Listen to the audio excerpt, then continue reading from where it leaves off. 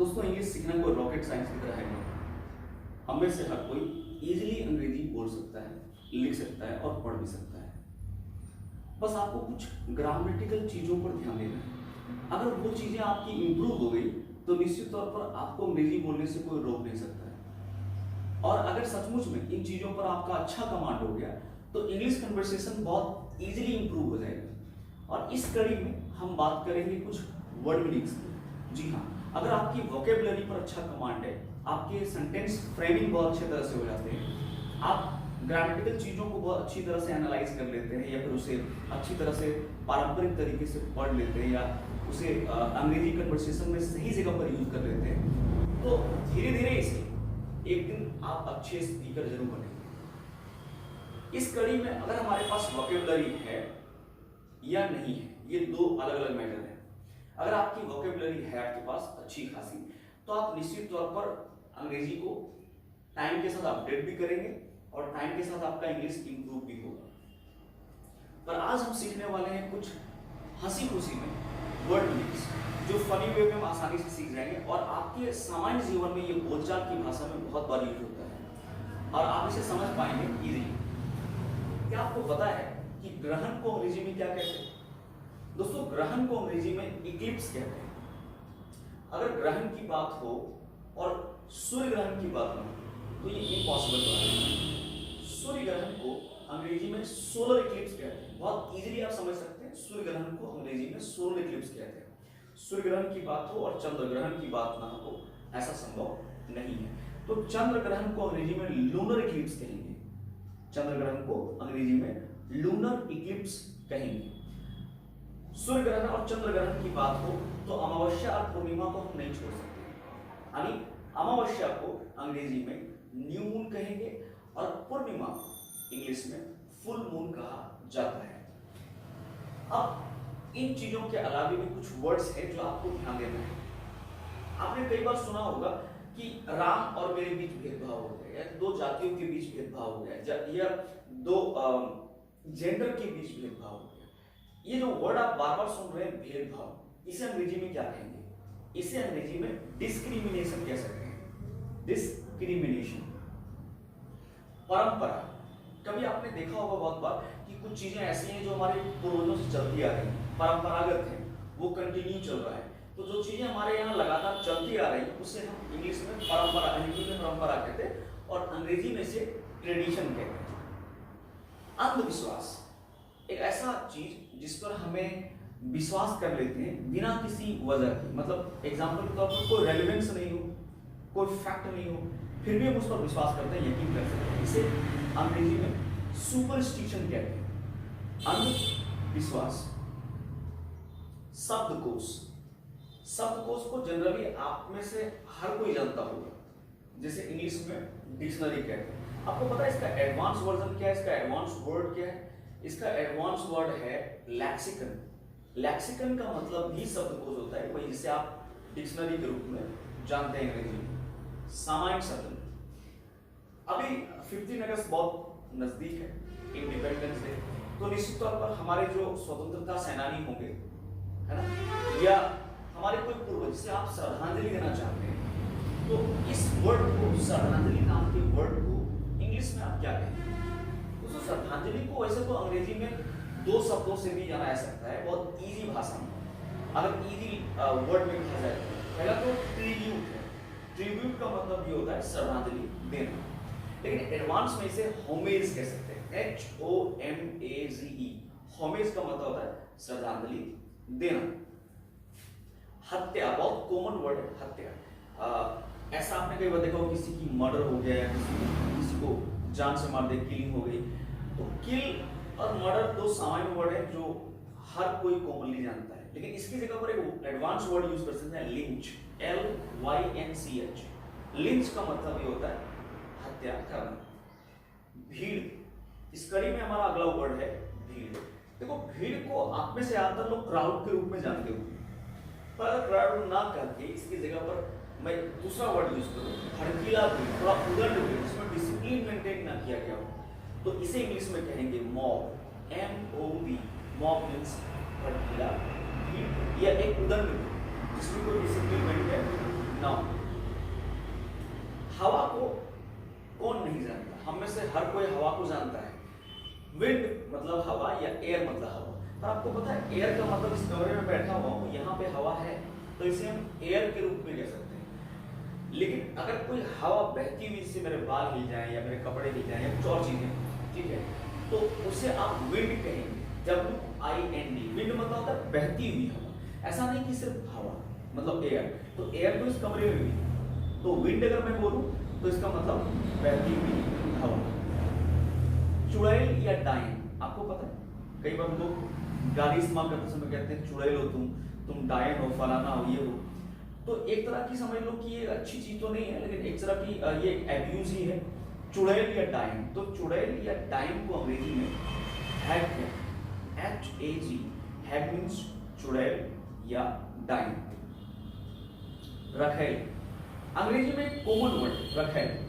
जब किसी मर्द का कोई गैर जिम्मेदाराना हरकत या अपनी पत्नी के सिवाय किसी और औरत के साथ उसका नाजायज संबंध हो, उसे रखेल कहते हैं हिंदी। और अंग्रेजी में इसे आसानी से कह सकते हैं कॉन्क्यूबाइन। कॉन्क्यूबाइन मीन्स रखेल। अच्छा, इन चीजों की बातचीत हो, कोठे की बात हो। कोठा मीन्स जहां लोग इस तरह की इलीगल काम करने के लिए पहुंचते हैं, जहाँ सरकारी लाइसेंस भी होता है लोगों के पास कोठे को चलाने के लिए। तो कई पुरानी फिल्मों में कोठा का जिक्र हुआ है। कोठा को अंग्रेजी में कहेंगे, बहुत ईजी शब्द है ना। अंग्रेजी में से आप हंसी खुशी याद कर सकते हैं, हंसते हुए याद कर सकते हैं। ब्रोथल, ये ब्रदर को याद करिए, उसमें एल लगा दीजिए, BROTHEL, ब्रोथल। ब्रोथल मीन्स कोठा। जब्त करना या किसी की संपत्ति को अपने अधिकार में ले लेना, इसे इंग्लिश में कहेंगे कन्फिस्केट। लेकिन ये इच्छा पूर्वक नहीं लेना है, मतलब किसी की इच्छा के विरुद्ध, मतलब आपने उसकी संपत्ति को जब्त की, इसे अंग्रेजी में कहेंगे कन्फिस्केट।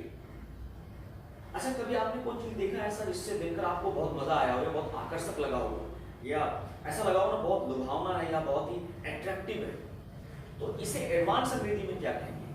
दोस्तों, आकर्षक या सुंदर या कोई चीज ऐसा लगे जो आपके मन को भा जाए, तो इसे अंग्रेजी में कहेंगे फैसिनेटिंग। आकर्षक, लुभावना या बहुत ही सुंदर या लाजवाब।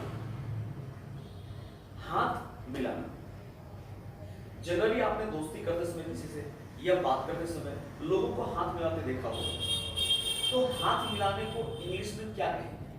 हाथ मिलाने को जनरली इंग्लिश में कहते हैं हैंडशेक। अच्छा, कुछ लोग इसे हैंडशेक की जगह पर सेकंड भी बोलते हैं। तो अगर आप हैंडशेक की जगह पर सेकंड बोलते हैं तो आपको घबराने की आवश्यकता नहीं है, दोनों वर्ड सेम है। कुछ जगह है ना इसका इस्तेमाल होता है हैंडशेक में, और कुछ जगह पर सेकंड में इस्तेमाल होता है। तो इसमें आप दोनों वर्ड को यूज कर सकते हैं हाथ मिलाने। अगर मैं जनरली पानी कहूं तो आप उसका इंग्लिश कहेंगे वाटर। वाटर मीन्स पानी। पर अगर मैं बाय मिस्टेक अनफॉर्चुनेटली वाटर्स कह दूं तो आप निश्चित तौर पर कहेंगे ये वर्ड बिल्कुल रॉन्ग है। पर अगर आपके जीवन में कभी बोलते समय वाटर में वाटर्स लग जाए तो घबराइए मत, उसका कुछ ना कुछ अर्थ निकलता है। भले आप उसका अर्थ नहीं समझ पा रहे हैं या उसका अर्थ आपको पता नहीं या उसका मीनिंग पता नहीं है आपको, लेकिन आपको ध्यान देना यह है कि किसी भी अनकाउंटेबल नाउन, वैसे नाउन जिसका हम डिवीजन नहीं कर सकते, जिसको हम अलग नहीं कर सकते, ठीक है, अनकाउंटेबल नाउन, इसे आप कभी भी प्लूरल फॉर्म में नहीं रख सकते। ये हमेशा सिंगुलर फॉर्म में ही होता है। जनरल ज्यादातर सिंगुलर फॉर्म में होता है, जैसे पानी, लोहा, सोना, चांदी, ऐसा कुछ भी पदार्थ हो जाए जिसको हम गिन नहीं सकते, माप या तौल सकते हैं। तो वाटर मीन्स, वाटर को हम वाटर्स नहीं बना सकते। अगर वाटर में एस लग जाए, वाटर्स लग जाए, तो आपको पता है ये पानी ना होकर समुद्र बन जाएगा। जी हाँ, मैंने सही कहा, WATER, वाटर मीन्स पानी, लेकिन WATERS अगर ऐसा बन जाए तो इसका मतलब समुद्र हो जाएगा। इसी तरह में एक और वर्ड है SAND, सैंड। सैंड मतलब बालू, वही जिसका इस्तेमाल आपके घर बनाने के लिए ईंटों के साथ लगता है या सीमेंट के साथ मिलकर हम गारा बनाते हैं और घर बनाते हैं। तो सैंड, SAND, सैंड मतलब बालू। लेकिन अगर बाई चांस आपसे मिस्टेक हो और सैंड में एस लग जाए, सेंड्स, तो इसका अर्थ निकलेगा रेगिस्तान, बालुओं का बहुत बड़ा स्रोत, यानी जहां पर केवल बालू ही बालू। तो वाटर्स मतलब समुद्र और सेंट्स मतलब बांध। इस कड़ी में अगला वर्ड है दावत, मतलब आप कहीं ना कहीं भोज में गए होंगे। अब मैं किसी के फ्यूनरल की बात नहीं कर रहा हूँ, मैं बात कर रहा हूँ भोज में, मतलब दावत में गए होंगे, किसी की शादी में या किसी की मृत्यु उपरांत वहाँ गए होंगे, तो आपने निश्चित तौर पर वहाँ खाना खाया होगा, तो लोग उसे भोज या दावत के रूप में कहते हैं। इसे इंग्लिश में कहते हैं फिस्ट। फिर आप कंफ्यूजन मत पड़िएगा, फिस्ट मतलब मुट्ठी भी होता है, पर मैं बात कर रहा हूँ FEAST फिस्ट, जिसका मतलब होता है दावत।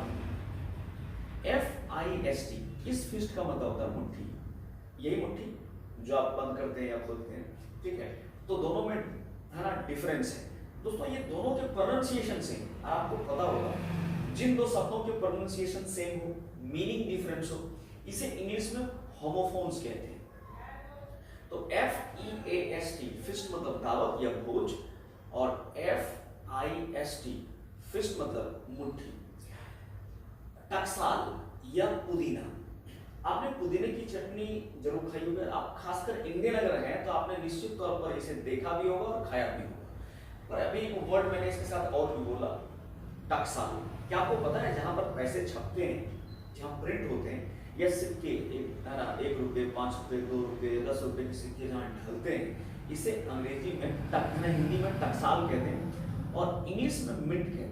इन दोनों हिंदी शब्दों का अंग्रेजी एक ही है, MINT। मिंट मीन्स टकसाल या मिंट मीन्स पुदीना।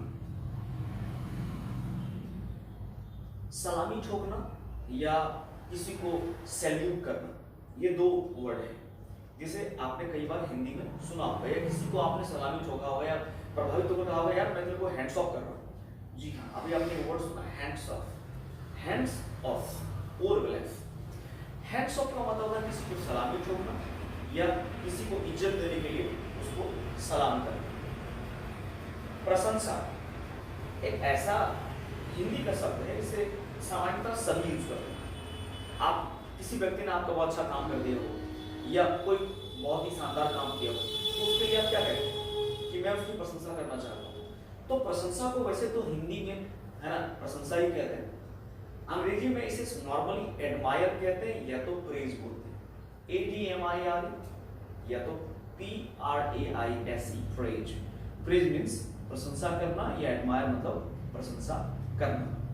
अब खाने से या आपके है ना खाने की हैबिट से दो वर्ड हैं, सक SUCK, सक मतलब चूसना। जब किसी एयर के साथ हम उसे अंदर खींचते हैं या खाना अच्छा बन जाए तो आप क्या करते हैं, उंगलियां चाट जाते हैं। तो चाटने को अंग्रेजी में कहते हैं लिक और चूसने को अंग्रेजी में कहते हैं सक, SUCK। सक मतलब चूसना, LICK लिक मीन्स चाटना। तो अभी हम लोग बस फॉर्मली बैठे बैठे कुछ नॉर्मल शब्दों को सीख रहे हैं जो जनरली हमारे सामान्य जीवन और कन्वर्सेशन में इस्तेमाल होते हैं। अगर ऐसे ही आपका छोटे छोटे ये जो शब्द हैं वो आपके जीवन में आते रहे ऐसे, और जो आप बोलचाल की भाषा में यूज कर सकते हैं है ना, इन वर्डों को धीरे सीखें, तो मुझे लगता है कि एक दिन आपकी इंग्लिश अच्छी इंप्रूव हो जाएगी और आपका वोकेबलरी और अच्छा हो जाएगा। क्योंकि अगर आपकी वोकेबलरी अच्छी हो तो निश्चित तौर पर आपकी राइटिंग, स्पीकिंग और यहाँ तक कि लर्निंग में कोई समस्या नहीं होगी। आप आसानी से इसे कन्वर्सेट कर पाएंगे दूसरे लोगों के साथ या बातचीत कर पाएंगे।